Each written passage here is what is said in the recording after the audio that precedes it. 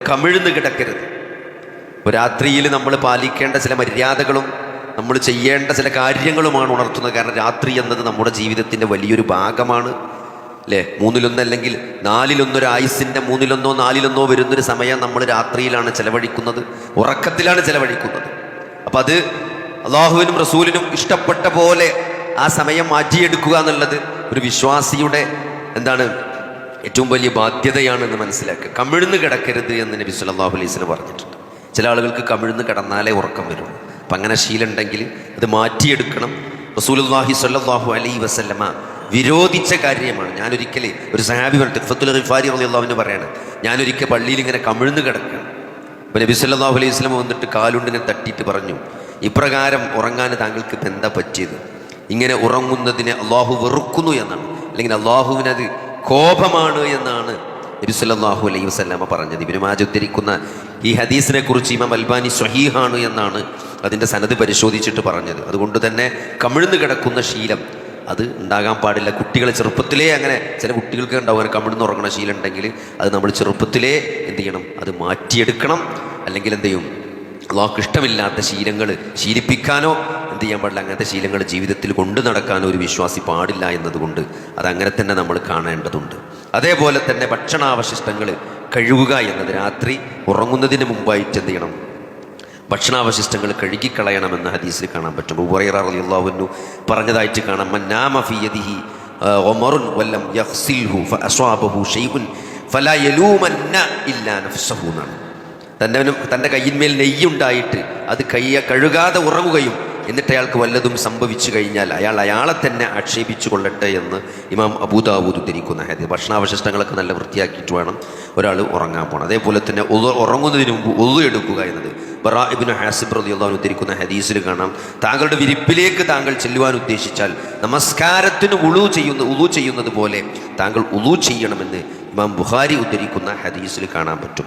അതേപോലെ തന്നെ നമ്മുടെ റൂമിൻ്റെ അല്ലെങ്കിൽ വീടിൻ്റെ വാതിലുകൾ എന്ത് ചെയ്യണം? ബിസ്മി ചൊല്ലി അടക്കണമെന്ന് നബി സല്ലല്ലാഹു അലൈഹി വസല്ലമ പറഞ്ഞു. രാത്രി ഇരുട്ടാകാൻ തുടങ്ങിയാൽ അല്ലെങ്കിൽ വൈകുന്നേരമാകുമ്പോഴേക്ക് നിങ്ങളുടെ കുട്ടികളെ പുറത്തിറങ്ങുന്നതിൽ നിന്നും തടഞ്ഞു വെക്കണം. രാത്രിയുടെ ഒരു ഭാഗം പോയി കഴിഞ്ഞാൽ നിങ്ങൾ എന്ത് ചെയ്യുക? കുറച്ച് റിലാക്സേഷൻ അനുവദിക്കാന്നാണ്. വാതിലുകൾ നിങ്ങൾ അടക്കുകയും അള്ളാഹുവിൻ്റെ നാമം ഉച്ചരിക്കുകയും ചെയ്യുക എന്നാണ്. തീർച്ചയായും ബിസ്മി ചൊല്ലി അടക്കപ്പെട്ട വാതിൽ അത് പിശാച് തുറക്കുകയില്ല എന്ന് നബി സല്ലല്ലാഹു അലൈഹി വസല്ലമ പറയുന്നതായി ഇമാം ബുഖാരി ഉദ്ധരിക്കുന്ന ഹദീസിൽ കാണാൻ പറ്റും. അതുകൊണ്ട് ബിസ്മി ചൊല്ലിയിട്ട് എന്ത് ചെയ്യണം? ഒക്കെ ലോക്കാക്കണം. ഗേറ്റും വാതിലും എല്ലാ സാധനങ്ങളും എന്ത് ചെയ്യുക? ലോക്ക് ചെയ്യുക എന്നുള്ളതാണ്. പാത്രങ്ങൾ മൂടി വെക്കുക. ജാബിർ ഇബ്നു അബ്ദുല്ലാ റളിയല്ലാഹു അൻഹു ഉദ്ധരിക്കുന്ന ഹദീസിൽ കാണാം, നിങ്ങൾ പാത്രം മൂടി വെക്കണം, വാതിലടക്കണം, വിളക്കുകൾ കെടുക്കണം എന്നാണ്. അതായത് കത്തുന്ന തീപിടുത്തത്തിന് സാധ്യതയുള്ള അപകട സാധ്യതയുള്ള വിളക്കുകൾ എന്ത് ചെയ്യണം? അത് അണക്കണം. അതേപോലെ തന്നെ എന്ത് ചെയ്യും? പാത്രം മൂടി വെക്കണം. ഇതൊക്കെ നബി സല്ലല്ലാഹു അലൈഹി വസല്ലമ രാത്രി കാലങ്ങളിൽ ചെയ്യാൻ കൽപ്പിച്ചതായിട്ട് കാണാൻ സാധിക്കും. അപ്പോൾ അതേപോലെ തന്നെ വിരിപ്പ് കൊടയണം എന്നാണ്. വിരിപ്പ് ഇങ്ങനെ ചുരുട്ടി വെച്ച വിരിപ്പാണെങ്കിൽ അതൊക്കെ എടുത്തൊന്നിട്ട് എന്ത് ചെയ്യണം? നിർത്തി കൊടയണമെന്ന്. ഒരാൾ തൻ്റെ വിരിപ്പിലെത്തിക്കഴിഞ്ഞാൽ അത് 3 പ്രാവശ്യം അയാൾ കുടയട്ടെ എന്ന് ഇമാം ബുഖാരി ഉദ്ധരിക്കുന്ന ഹദീസ് കാണാൻ പറ്റും. അതേപോലെ സൂറത്തുൽ ഇഖ്ലാസും ഫലക്കും എന്ത് ചെയ്യണം? സൂറത്തുൽ ഫലക്കും സൂറത്തുൽ നാസും ഓതണമെന്ന്. വിരിപ്പിലേക്ക് വന്നാൽ 2 കൈപ്പടങ്ങളും ചേർത്ത് വെച്ച് ആദ്യം അതിൽ ഊതണം. എന്നിട്ട് ഈ സൂറത്തുകൾ ഓതി ശരീരത്തിൽ ഊതിക്കൊണ്ട് എന്ത് ചെയ്യണം? ആദ്യം ഊതലാണ്. എന്നിട്ട് എന്ത് ചെയ്യും?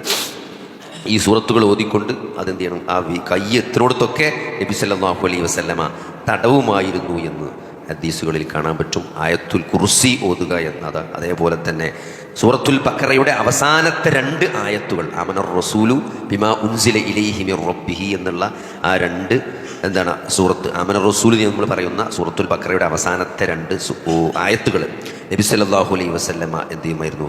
ഓതിയിരുന്നത്. അത് അവന് മതിയാകുന്നതാണ്. അത്രയും മഹത്വമുള്ള കാര്യമാണ്. ഒരാൾക്കത് മതി എന്ന് പറയുമ്പം അത് എത്രത്തോളം എൻ്റെ കനങ്ങൾ ആലോചിച്ച് നോക്കി. നബി സല്ലല്ലാഹു അലൈഹി വസല്ലം ഒരാൾക്കത് മതിയാകും എന്ന് പറയാൻ മാത്രം മഹത്വമുള്ളതാണ് എന്ന് അത് കാണാം. അതിനെപ്പറ്റി ഒട്ടേറെ വേറെ ഹദീസുകളും ഈ വിഷയത്തിൽ വന്നതായിട്ട് കാണാൻ സാധിക്കും.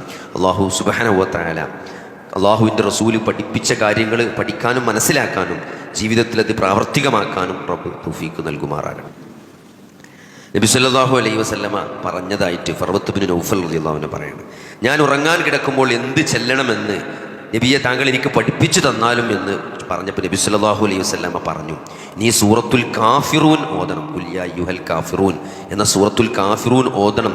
അത് ശിർക്കിൽ നിന്നുള്ള മോചനമാണ് എന്ന് അദ്ദേഹത്തെ പഠിപ്പിച്ചതായി ഇമാം തിർമുദി ഉദ്ധരിക്കുന്ന ഹദീസ് ഇമാം അൽബാനി സഹീഹാണ് എന്ന് വിശേഷിപ്പിച്ചിട്ടുണ്ട്. അപ്പോൾ അതുകൊണ്ട് പറ്റുമെങ്കിൽ സൂറത്തുൽ കാഫിറൂനും ഓതാം.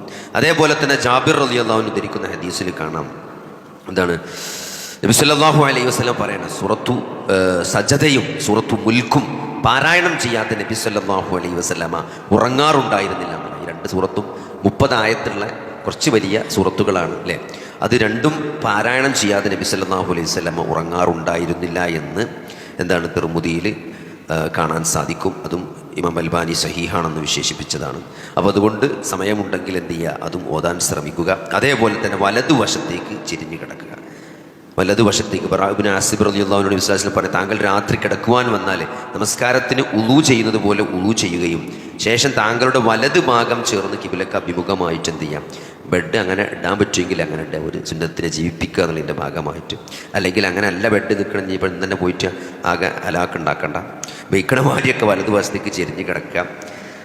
അപ്പോൾ ബുഖാരി ഉദ്ധരിക്കുന്ന ഹദീസാണ്. അതേപോലെ തന്നെ ലൈംഗിക ബന്ധത്തിൽ ഏർപ്പെടുന്ന സന്ദർഭത്തിൽ ചെല്ലേണ്ട പ്രാർത്ഥന ഉണ്ട്, അല്ലാഹുമ്മ ജന്നിബിന ശൈത്താന വജന്നിബി ശൈത്താന മാ റസഖ്തന എന്നുള്ള നബി സല്ലല്ലാഹു അലൈഹി വസല്ലമ പഠിപ്പിച്ച പ്രാർത്ഥന. അത് ചൊല്ലാൻ ശ്രദ്ധിക്കുക. അതേപോലെ തന്നെ ഉറങ്ങാൻ കിടക്കുമ്പോൾ ഒട്ടേറെ പ്രാർത്ഥനകളുണ്ട്. അതിൽ ഏതെങ്കിലുമൊക്കെ മിനിമം ഒന്നെങ്കിലും ചെല്ലാൻ എന്ത് ചെയ്യുക, പരമാവധി ശ്രമിക്കുക. അതിനൊക്കെ ചെറിയ അദ്കാറിൻ്റെ ചെറിയ ആപ്പുകൾ നമ്മുടെ മൊബൈലിൽ ഗൂഗിൾ പ്ലേയിലും ആപ്പിൾ സ്റ്റോറിലൊക്കെ കിട്ടും. അദ്കാറിൻ്റെ ആപ്പുകൾ, അതിലൊക്കെ ഉറങ്ങാൻ കിടക്കുമ്പോൾ എന്നുള്ളൊരു ഹെഡിങ്ങിൽ എല്ലാ കാര്യങ്ങളും അതിലുണ്ടാവും. അതുകൊണ്ട് ശീലമില്ലാത്ത ആളുകൾ അതൊന്ന് തുറന്നു വെച്ചാൽ അതിന് കൃത്യമായ ഓർഡറും കയ്യിലുണ്ടാവും, എത്ര വട്ടം ചെല്ലണ്ടോ കയ്യിലുണ്ടാവും.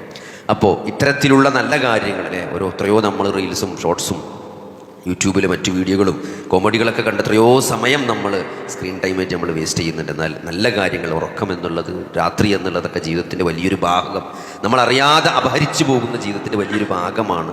അതൊക്കെ നാളെ സൽക്കർമ്മമായിട്ട്, നാളെ നമ്മുടെ ഏടുകളിൽ ഒരു കനം തൂങ്ങുന്ന ഇബാദത്തുകളായിട്ട്, സൽക്കർമ്മങ്ങളായിട്ട് ഹാജരാക്കപ്പെടണമെങ്കിൽ ചെറിയൊരു പരിശ്രമം, ചെറിയൊരു ആത്മാർത്ഥമായ ശ്രമം നമ്മുടെ ഭാഗത്തു നിന്നുണ്ടായാൽ അള്ളാഹുവിൻ്റെ തൗഫീഖ് ഉണ്ടാവുന്നതാണ്. കാരണം ഇത്തരത്തിലുള്ള നല്ല കാര്യങ്ങൾ, മതപരമായ കാര്യങ്ങൾ, അള്ളാഹുവിനും റസൂലിനും ഇഷ്ടപ്പെട്ട കാര്യങ്ങൾ നമ്മൾ കാണിക്കുന്ന ആത്മാർത്ഥതയും ഉദ്ദേശശുദ്ധിയുമെല്ലാം അതിനൊക്കെ അള്ളാഹു വലിയ പ്രതിഫലങ്ങളും കൂടുതൽ തൗഫീഖും തരുന്നു.